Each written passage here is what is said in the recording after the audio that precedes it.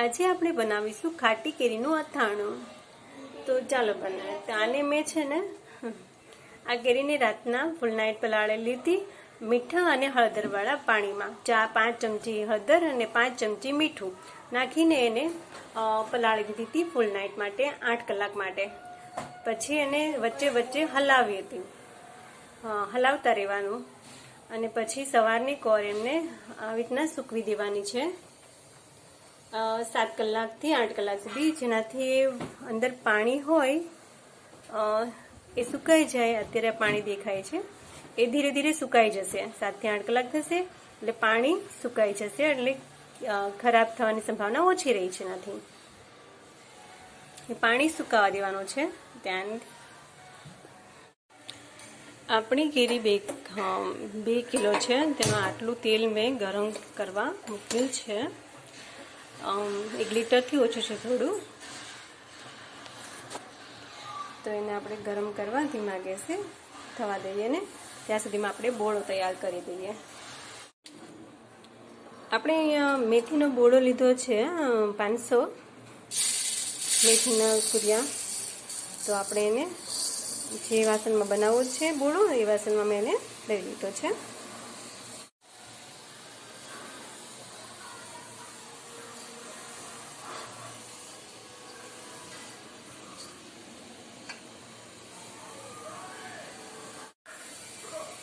આપણે 100 ગ્રામ વરિયાળી એડ કરીશું આની અંદર।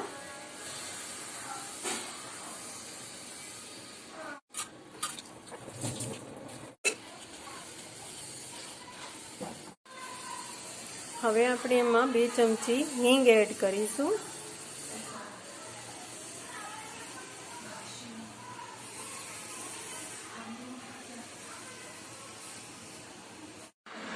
હવે આપણે તેમાં 3 ચમચી હળદર એડ કરીશું।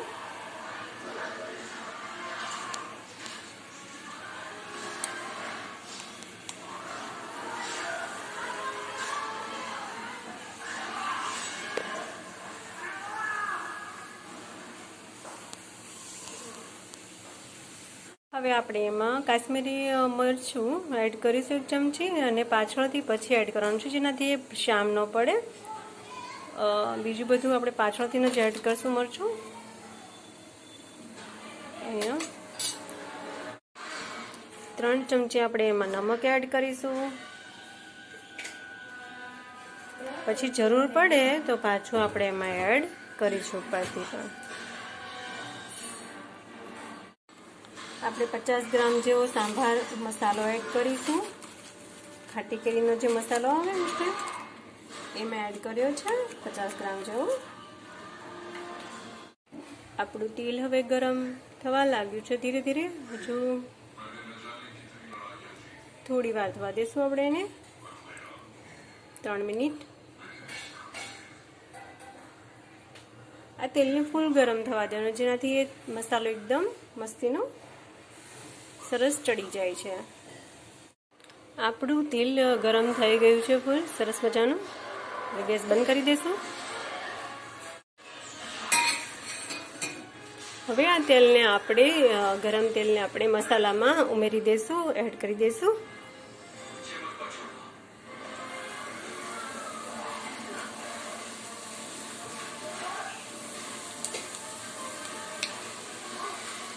હાફ જ એડ કરીશું, હાફ પાછું રાખીશું થોડું અને પછી એડ કરીશું। જેમ જરૂર પડે તેમ એડ કરવાનું છે એમાં।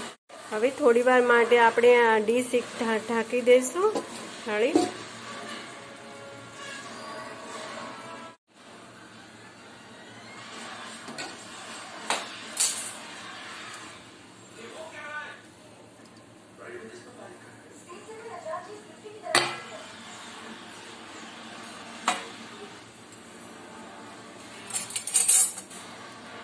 હવે આપણે એને મિક્સ કરી દઈશું બધાને।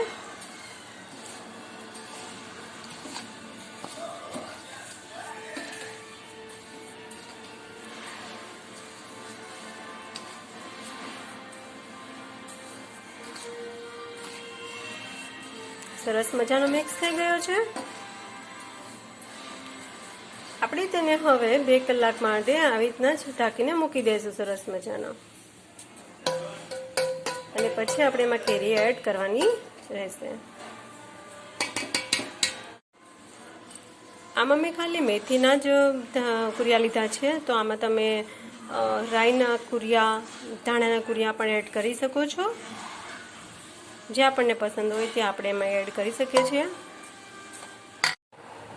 આપણી કેરી સરસ મજાની સુકાઈ ગઈ છે, પાણી નથી રહ્યું અંદર, તો આપણે એને અંદર એડ કરી દઈશું.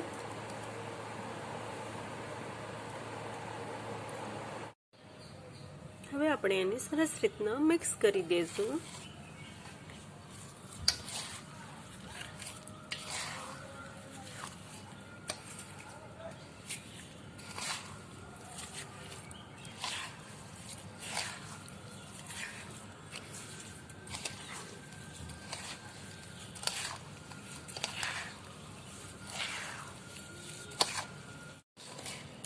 આ અથાણું આપણે રોટલી સાથે, રોટલા સાથે, ભાખરી સાથે, પરાઠા સાથે ખૂબ જ ટેસ્ટી લાગે છે. તો આપણું અથાણું મિક્સ થઈ ગયું છે. તો આપણું અથાણું મિક્સ થઈ ગયું છે સરસ મજાનું. અને એને આપણે કાચની બોટલમાં, એરટાઈટ બોટલમાં ભરી લેશું.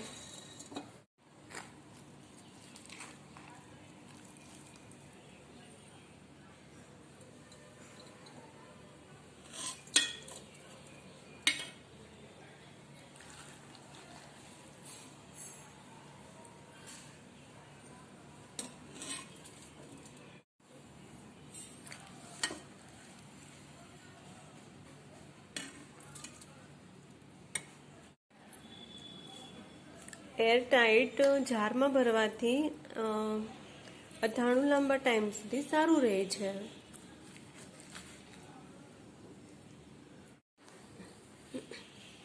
આ અથાણાને પ્રેસ કરીને ભરવાનું રહેશે. ચમચા વડે યા પછી હાથ વડે પણ તમે એને દબાવીને ભરી શકો છો.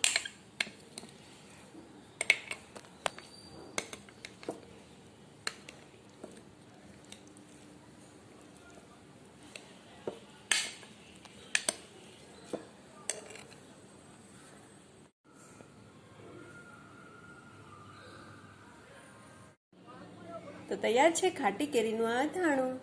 તો તમે પણ જરૂર બનાવો અને અમને કમેન્ટ કરીને જરૂર જણાવજો કે તમારો અથાણું અચાર કેવો બન્યો.